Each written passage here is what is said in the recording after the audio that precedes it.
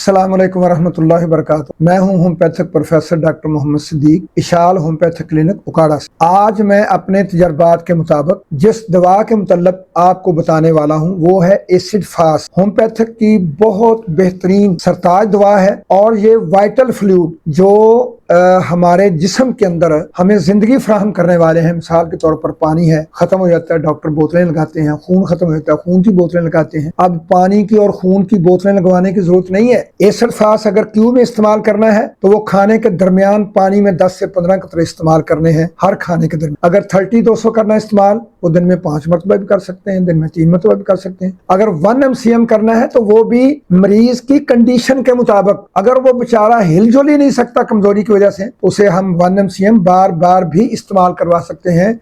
ये हानिमन आजम रहमतुल्लाह अलैह का बाकायदा तजर्बा और उसका कौल है, जिसको हम नकल कर रहे हैं और आगे लोगों तक पहुंचा रहे हैं, ताकि अल्लाह रब्बुल इज्जत उनको शफाए कुल्ली नसीब फरमाए और हमारे लिए वो दुआएं करें। अस्सलाम वालेकुम।